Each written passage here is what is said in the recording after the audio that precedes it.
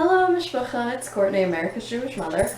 Welcome back to my channel. I'm here with another Friday Reads video. So this week I finished 2 books and I am currently reading 4 books and I would like to share them with you. So the first book I finished this week I was already almost done with in my previous Friday Reads video, and that is The Lightning Within, an anthology of contemporary American Indian fiction, which is edited by Alan R. Velie or Velie.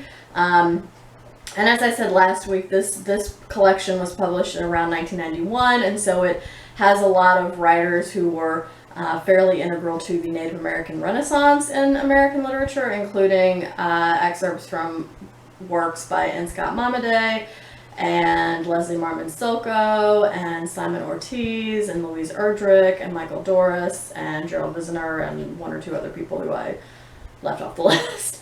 Anyway, I really enjoyed this collection overall. Again, it's all fiction, and so it was they were all either short stories or excerpts from novels. And again, I enjoyed it overall. I had read some of the writers who were in this collection previously, but some of them were new to me, and I think all of them I'd heard of before except maybe one, so I was glad to be introduced to the writing of a few writers that I'd heard of but hadn't ever read any of their work. I sort of raved last week about Gerald Visner's story Luminous Thighs, which was definitely my favorite out of the collection, and I think probably the other standout for me was the excerpt from a novel by Michael Doris, and that was chilling. So it was not light, pleasurable, fun reading, but it definitely sort of left an impact. So yeah, I thought this was a good collection. It's pretty short. I think it's not even 180 pages. So yeah, I enjoyed it overall. I ended up giving it 4 stars. The only thing I kind of wish was different about this is I wish that it had included more standalone short stories and from some additional writers. Because I felt like for the most part, with possibly the exception of Michael Doris's, the excerpt from his novel, because there's a little introduction to all of the writers in here, and that one I felt like was adequately contextualized for what happens in the course of the story / excerpt from the novel. But for the rest of them, I kind of felt like you needed the context of what was going on in the novel to make complete sense of what you were given in the excerpt, even though, again, the editor did sort of try to contextualize them, but I just felt like more standalone short stories would have been better, and again, I would have liked to have seen selections for maybe a few more women, like Joy Harjo or Paula Gunn Allen. But again, it was a very solid collection, and I enjoyed it overall, so 4 stars. The next book I finished this week was Toppling the Melting Pot, Immigration and Multiculturalism and American Pragmatism by Jose Antonio Orozco. This is nonfiction, and essentially Orozco starts off with this idea of the United States as a melting pot, and he goes over 3 different versions or ideas of the melting pot in the United States. So one is the he calls the Anglo-Saxon conformity model. Second one is the fusion model, and the last one is the Americanization model. And he talks about how, both in his own personal feeling, but also in the thought of the pragmatist figures that he discusses in this volume, how the melting pot model of the United States basically kind of dehumanizes immigrants and doesn't allow them full collaborative participation in United States democracy. And he also talks about how a lot of American pragmatist thinking at the turn of the 20th century was driven in part by thoughts about the influx of immigrants to the United States. So he goes over work by a number of pragmatist figures, including Horace Callan and John Dewey and W.B. Du Bois and Jane Addams and Josiah Royce, and the other 2 people he talks about are Louis Adamic, who I'd never heard of before I read this book, and Cesar Chavez. The other thing he talks about in here is he also goes over fairly early on in the book 3 principles from John Dewey that he and I don't think he makes up these names for them.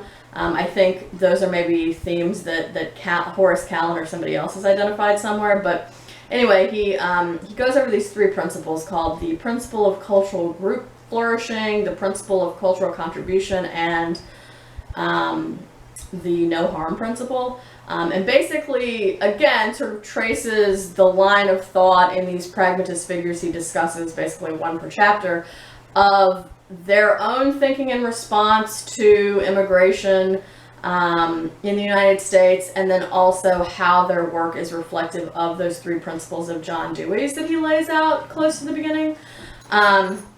So yeah, I liked this overall. I felt like it was organized in a very good way. He focuses on basically 1 figure per chapter. So if you were just looking at this book for research and you only wanted to read the chapter on, say, W.B. Du Bois, you could do that very easily without, kind of missing a lot from what goes on in the other chapters. I mean, he does sort of refer back to things, but mostly it's pretty focused on 1 figure per chapter. And yeah, so I thought it was well organized. I thought his argument was clear. From the beginning, it's clear that he's talking about this idea of the United States as melting pot and how these figures that he discusses respond to it. And then also, like I said, he also talks about how their work applies these principles of John Dewey's that I mentioned. So yeah, I thought the argument was clear. I thought it was well organized.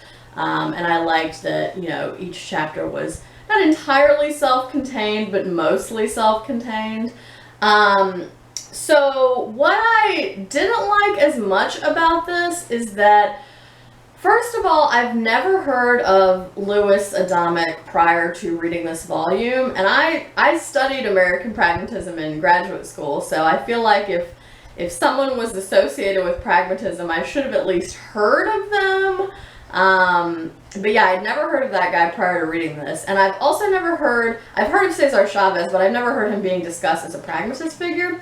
So I really wish that Orosco had explained more how some of these figures are connected to this pragmatist lineage that he draws out. I mean, the other ones I was clear on. I knew from background context and knowledge about those figures how they were connected to pragmatism. But I think it would have been useful, especially for Louis Adamic and Cesar Chavez.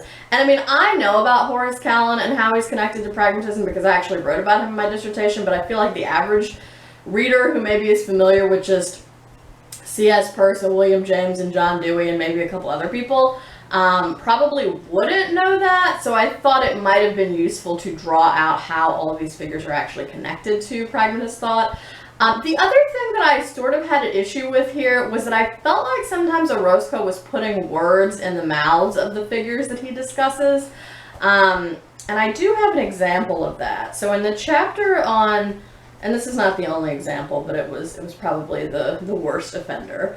In the chapter on Jane Addams, so he says, of course, the individuals that Addams had in mind when she wrote about immigration were not undocumented migrants.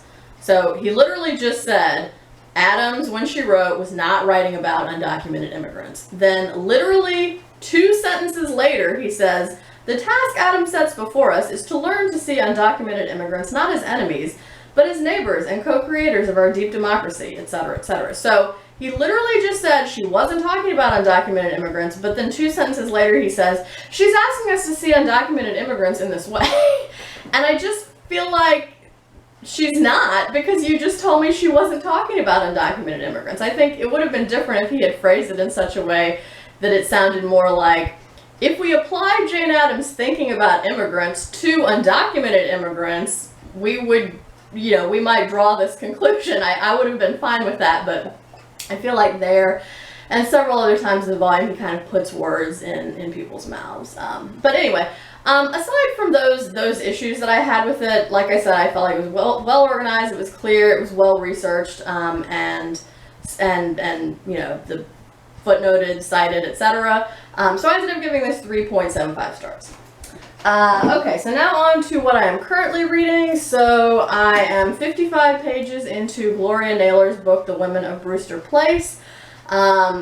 This is a very old library copy of this book. It's a little beat up, but anyway. So this is the September pick for Robert at Barter Hordes' Backlist Book Club. So far, I'm enjoying this a lot more than I enjoyed Paris Trout, I'm happy to say. I've only read the preface and one story so far, and I'm also reading this as a buddy read with Lindsay from Lindsay's Book Life.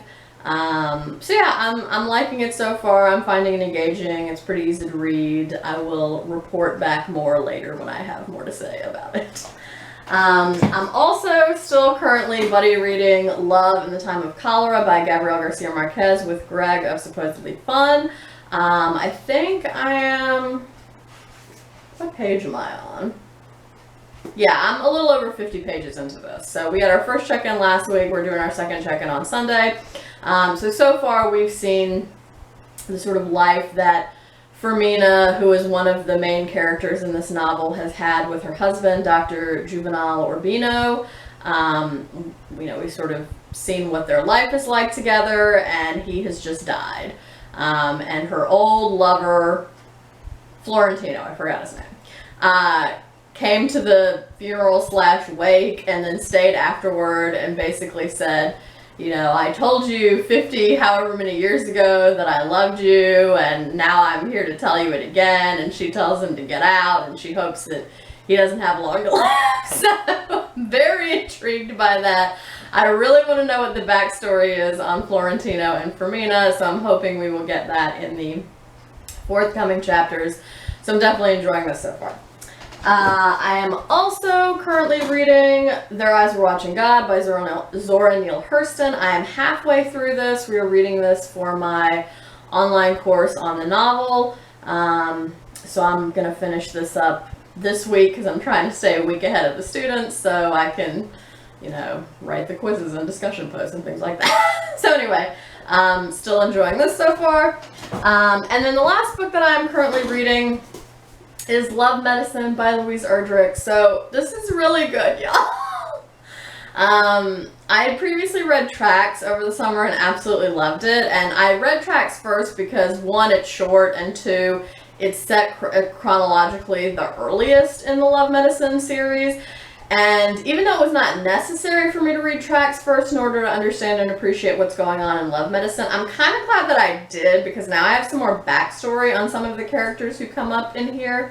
So yeah, I really like this. I find it addictively readable. I just want to keep reading it. It's more sort of a series of interconnected stories, I would say. At least it seems so far. I mean, obviously there are characters that are referred to multiple times, and it really sort of centers on these two Native American families, the Cashpaws and the Lamartines, and their intersections with one another. But yeah, it kind of seems like each chapter is sort of its own individual story, although they are told somewhat chronologically. I think it starts out with a story from 1981, but then it goes back to 1930 something, 7 maybe. Let's see. 4? Yeah, 1934. So then you get a couple from 1934. You get one from 1940 something. Now I'm into stories that are set in 1957. So we're sort of, gradually making our way forward in time. But yeah, it's really good. So I just, the writing is beautiful. Again, I find it sort of addictive and compulsively readable. I would just sit here and read the whole thing if I didn't have other stuff to do. But yeah, so I'm enjoying this. I am 118 pages into this, so I have no doubt I'm going to finish this before next Friday. Because it's really good.